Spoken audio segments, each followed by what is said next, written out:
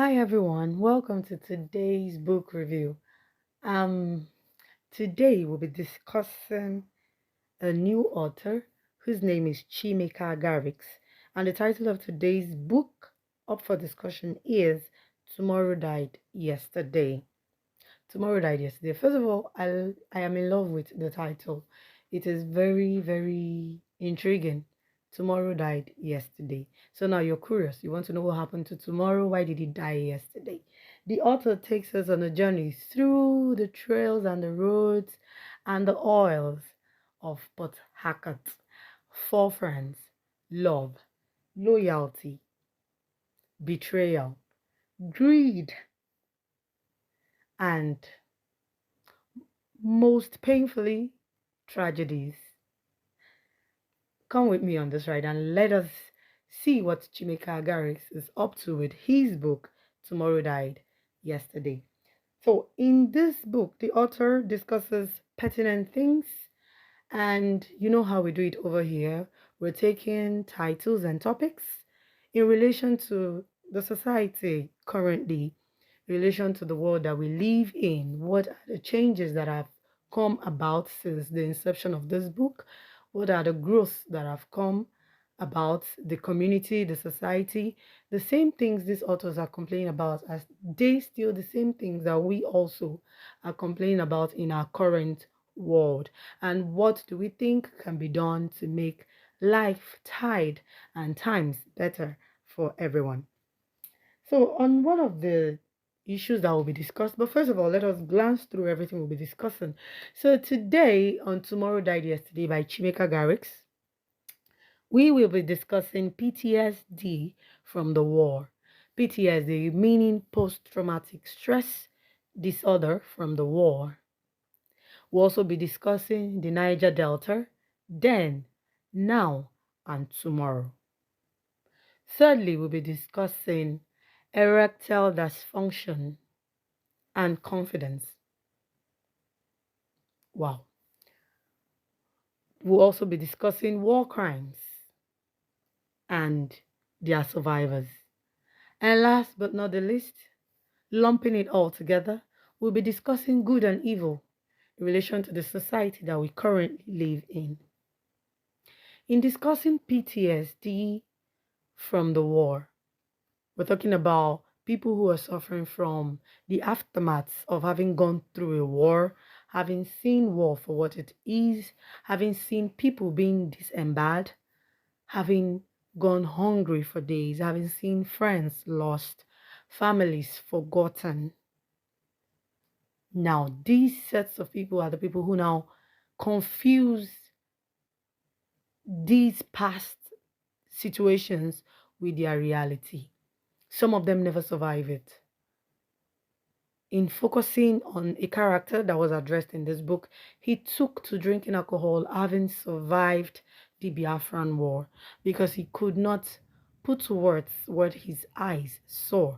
He could not put to words the fact that he was fighting towards a better cause for the purpose and for the growth of his children, for their sense of belonging, for love, and having to run away from the war because of everything that had happened at war.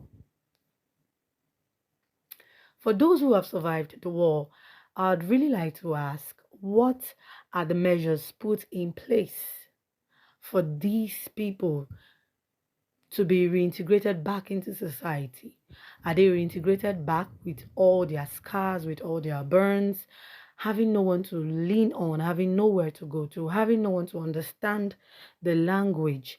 Because we know what the military can do to you. When you're one of them, you're one of them.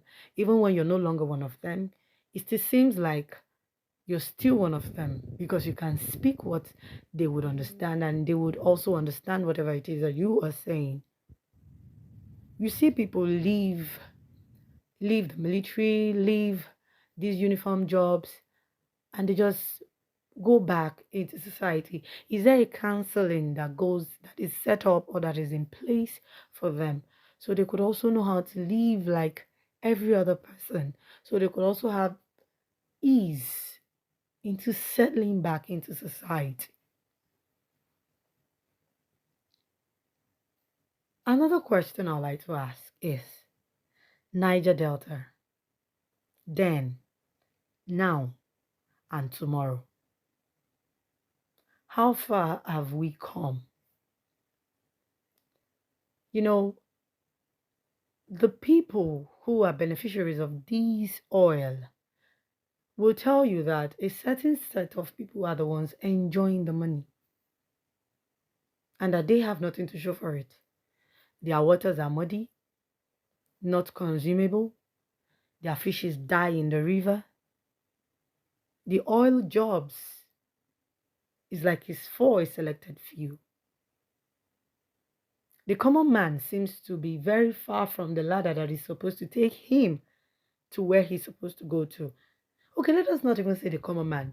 The people who owns this oil, the people on whose land you have come to stay, on whose land you have come to farm this oil. They are then, they are now, and they are tomorrow. When you ask them, they will tell you that there is no difference. That is to say that there is no growth. It is like the same thing as the order of the day.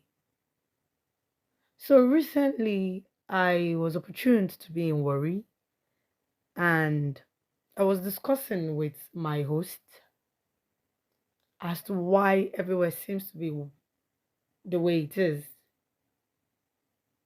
There is no proper drainage, the streets are flooded, and I could see the companies, I could see these companies on the road.